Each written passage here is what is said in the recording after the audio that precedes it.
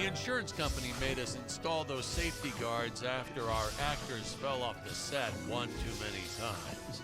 Granted, they kept falling off even with the rails, but thanks to how the contract was laid out, we were no longer liable for their injuries.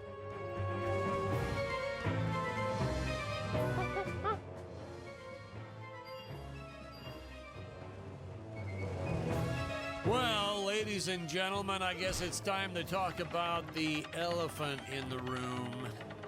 Why on earth does this crazy film have title cards on screen when people are talking? You're thinking that, aren't you? I know you are. I would be too. Well, we had thought about making it a silent film at one point, so we shot a lot of scenes up close like this, with the dialogue written out for the audience to read. Well, when we swapped over to making a talkie, well, we just decided to keep on going rather than reshooting all those scenes.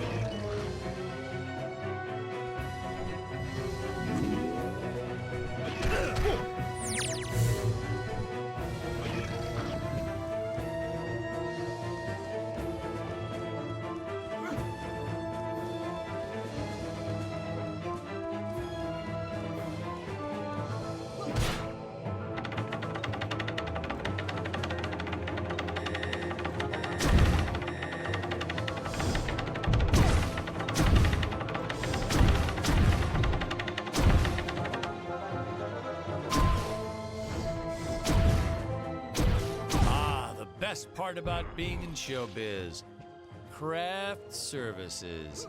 It's like never-ending supply of free food all day long. I never had to pay for a single meal.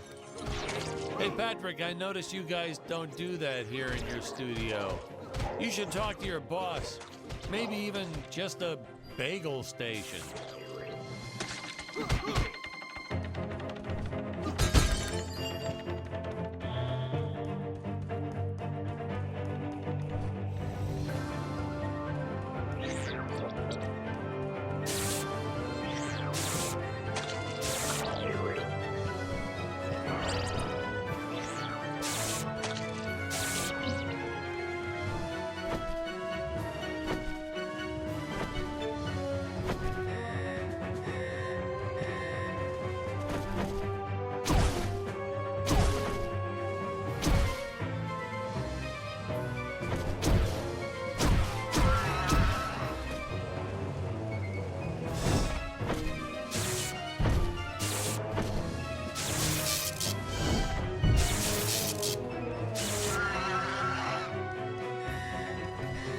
Nitpicking science community also complained about these Terra whatevers breathing fire.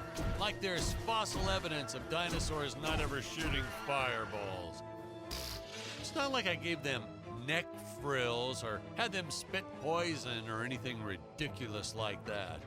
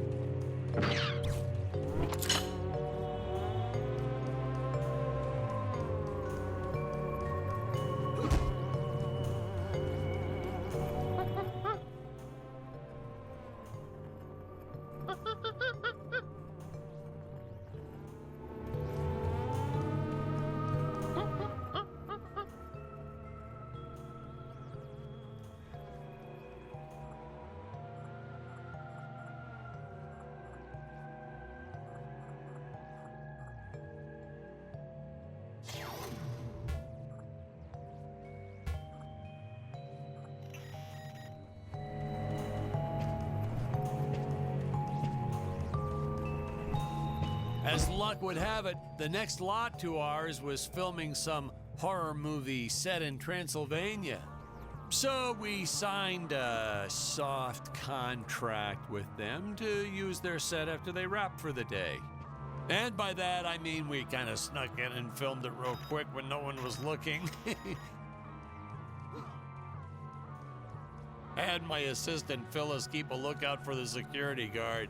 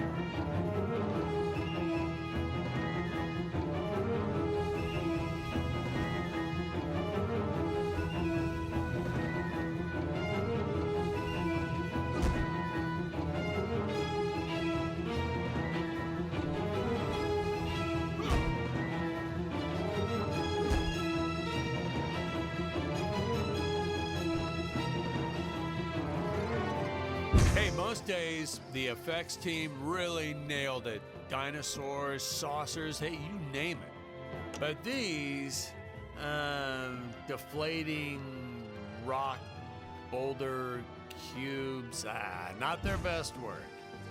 Just looks kind of odd, if you ask me, like giant whoopee cushions.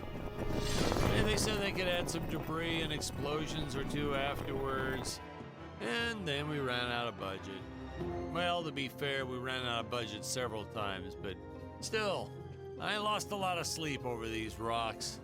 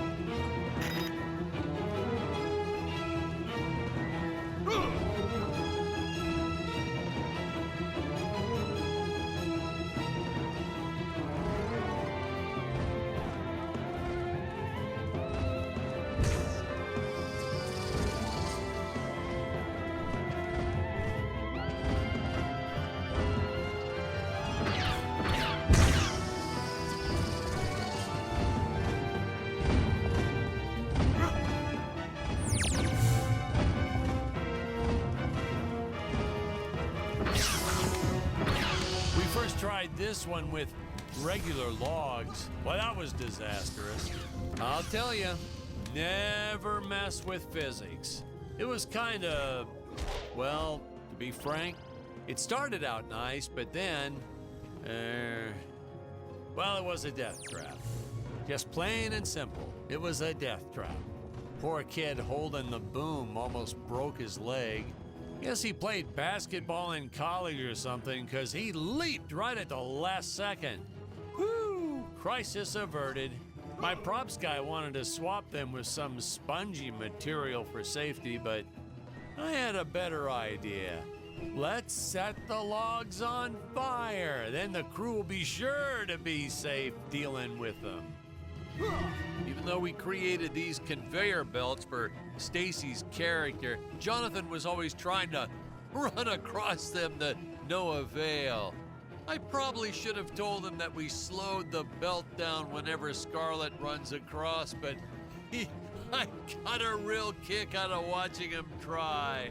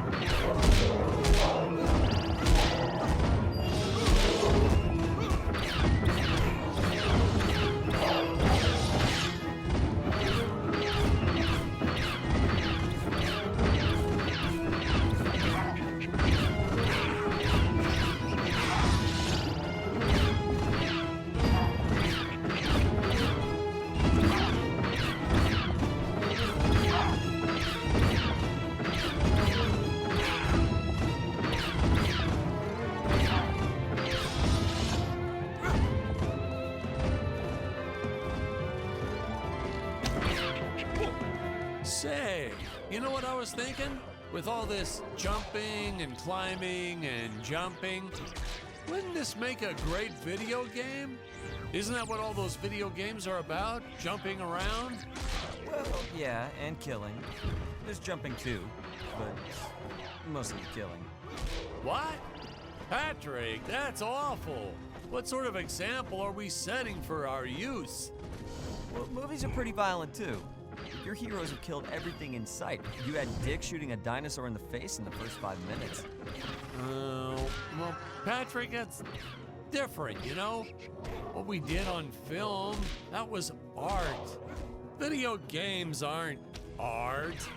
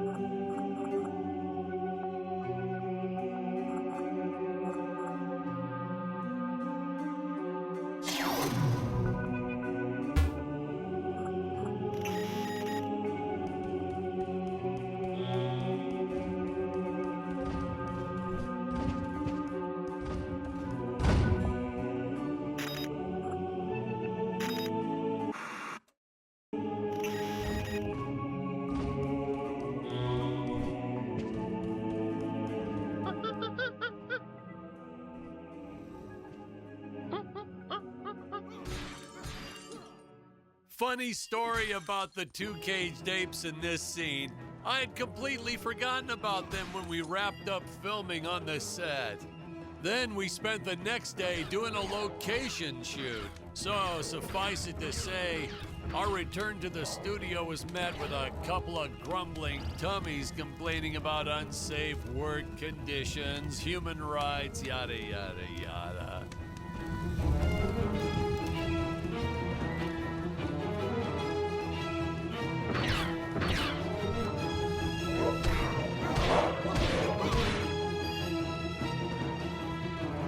Hey, Patrick, I was thinking we should take a little break and get a bite to eat. You like Chinese? I know a great takeout. Well, we're not scheduled for a break for another few hours. Nonsense. Hey, you have to try the shrimp. It's the absolute best. But, oh, hey, I feel like I should warn you. It gives me horrible gas. But that's okay. We're friends, right? Really, sir. Studio time costs a fortune. Let's just stay on schedule. Good thinking. We can grab a real dinner together and go out for a night on the town, yeah. Two young bachelors on the prowl. Say, where do you youngsters go these days?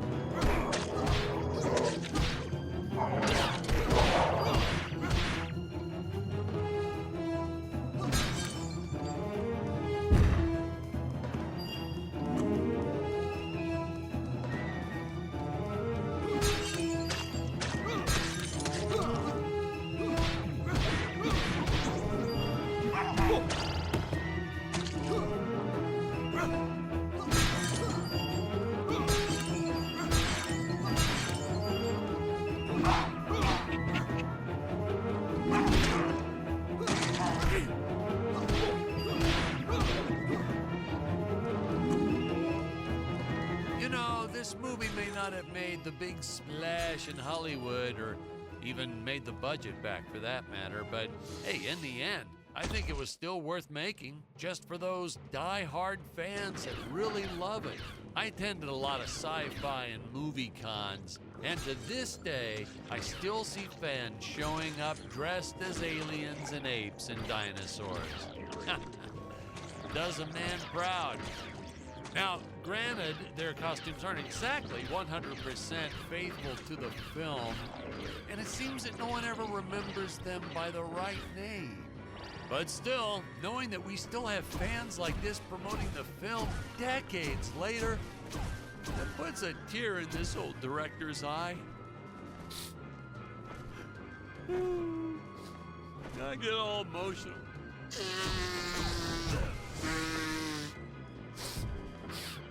Okay.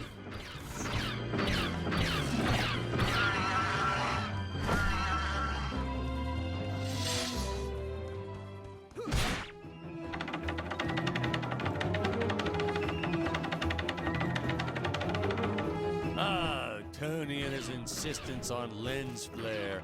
I tell you, some days it felt like he was trying to be the director. Honestly, you could see dust on the lens, so just go and wipe it off myself. He would get so upset about it too. Like my fingers aren't clean enough to wipe the lens. Don't touch the lens. Whatever.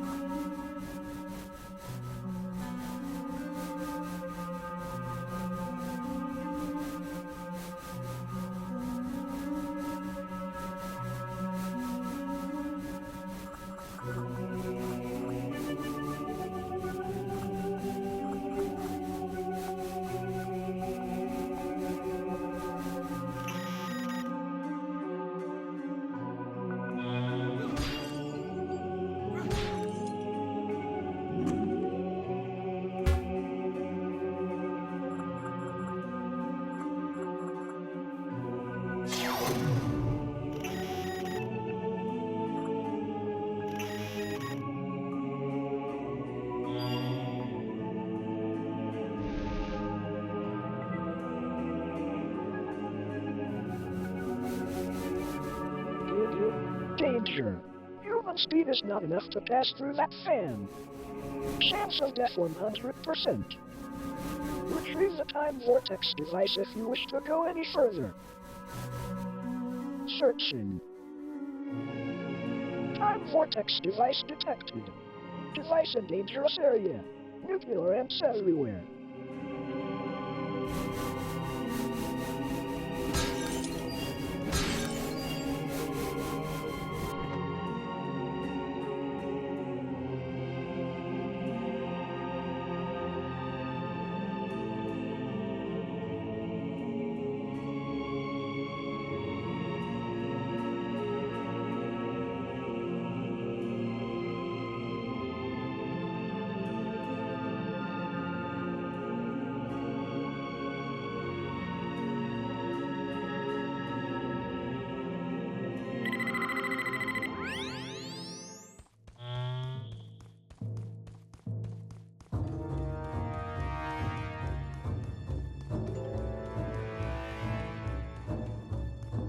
So, do we get any backstory on Dick? Why'd he travel to Gravoria in the first place? Did he do any research before landing there? Did he have a specific mission in that region of space? Patrick, if you keep getting bogged down by the details, how will you ever learn to just sit back and appreciate the work of art for what it is?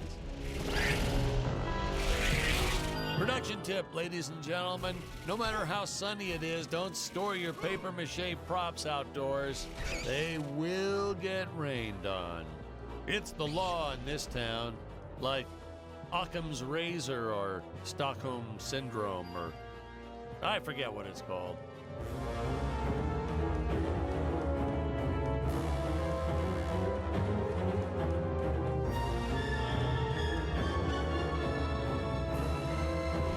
What in the cosmos? It's my co-pilot's body! I believe that I can repair him. Oh no! I am trapped!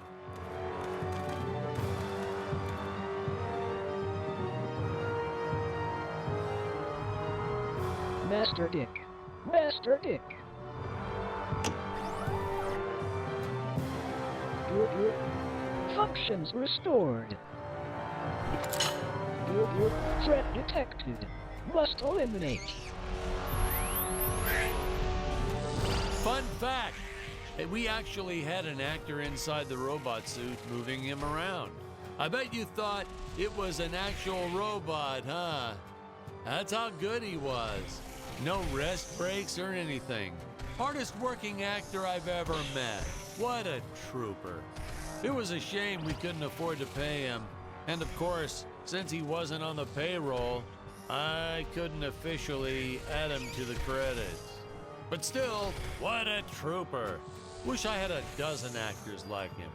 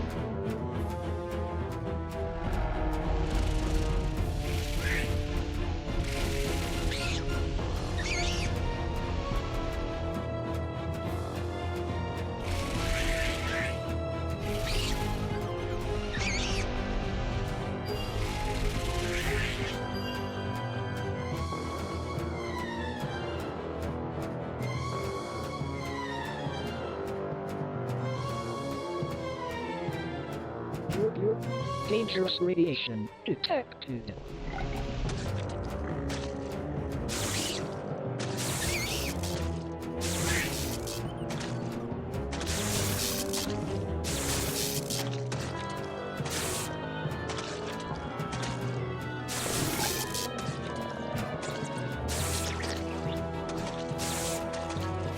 Wham and bam! Now, here's some real action.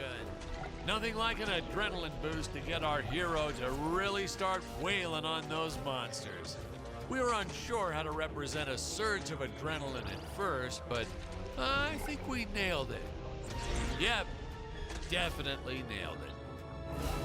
No, we didn't use the same material for the toxic waste as we did the slimes. I mean, why fake something when you have the real deal available? We found a place where people were just dumping the stuff away for free. I was hoping the crew members handling it might get some cool superpowers from it, but no, nothing like that.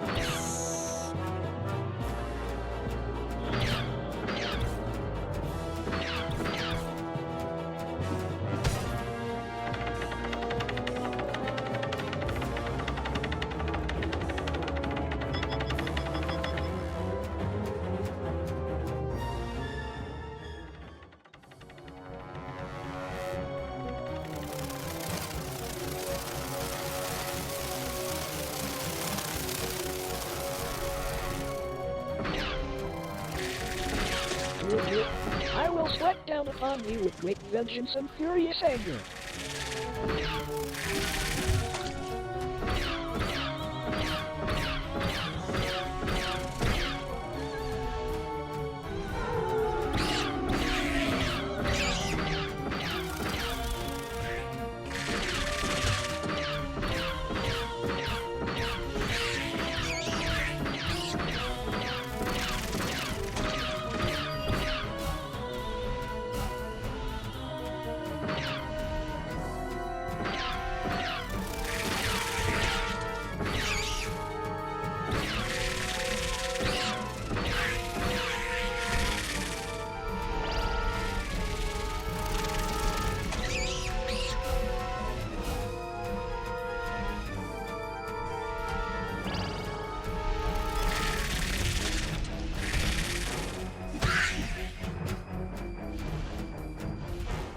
Oh, Robot, you're all right. And you saved the day. You're Fred eliminated. Looks like the Emperor's days are numbered. At long last, we have assembled our team. A lot of reviewers and fans, too, always wondered why we shot so few scenes with all three heroes in it together.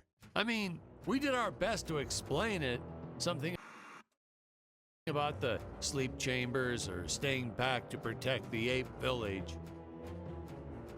Really, it was just logistics. Jonathan had bowling league on Tuesdays and Thursdays, and Stacy had her karate Monday, Wednesday, and Friday.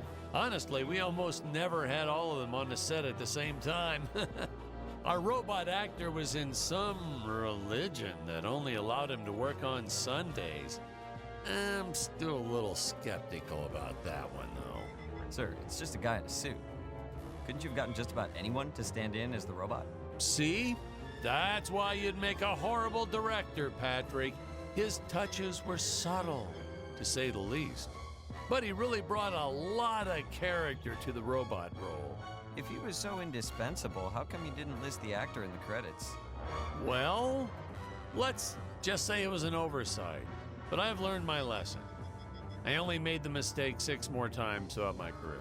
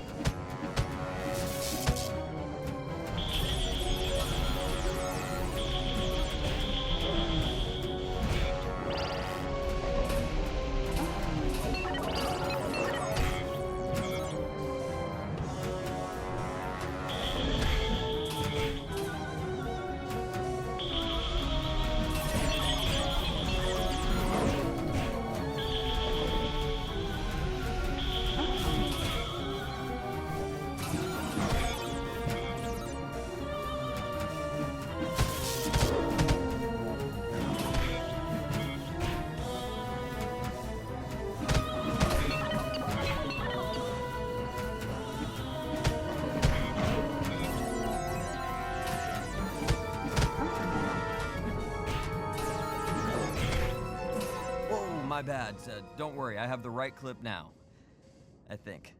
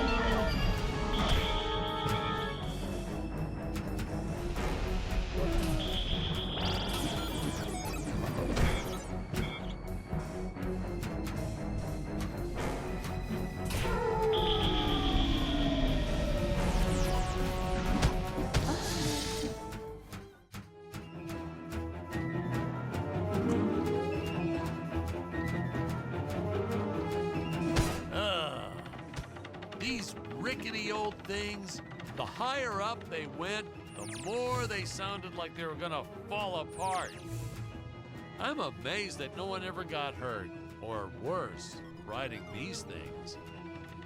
Well, there was the actor we originally cast for Dick's role, but we don't talk about him.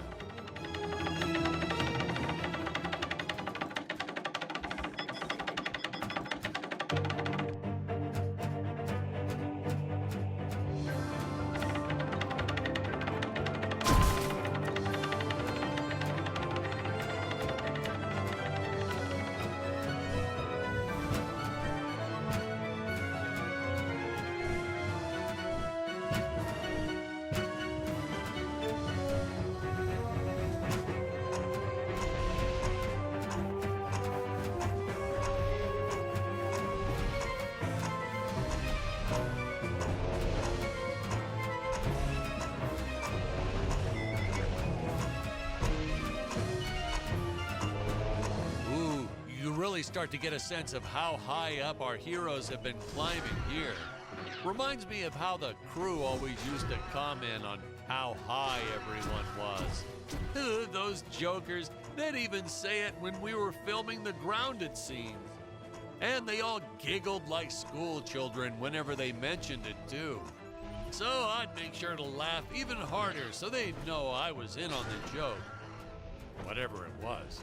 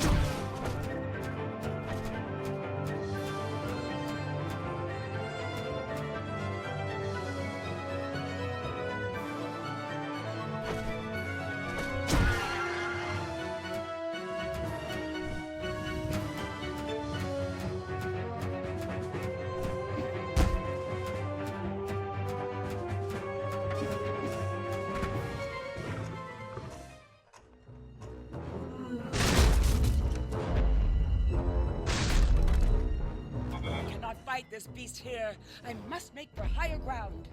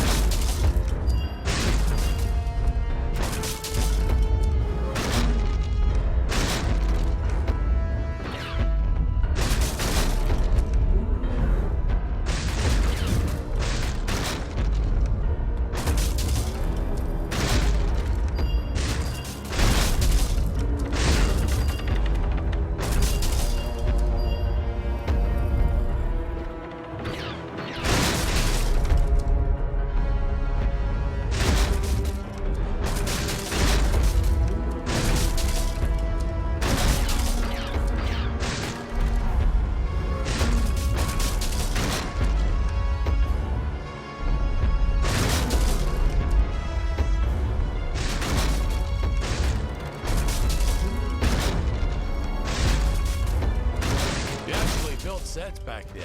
Props, walls, you name it. Then, you moved bits and pieces around and created whole new scenes. We were efficient. I adopted that technique to my wardrobe too.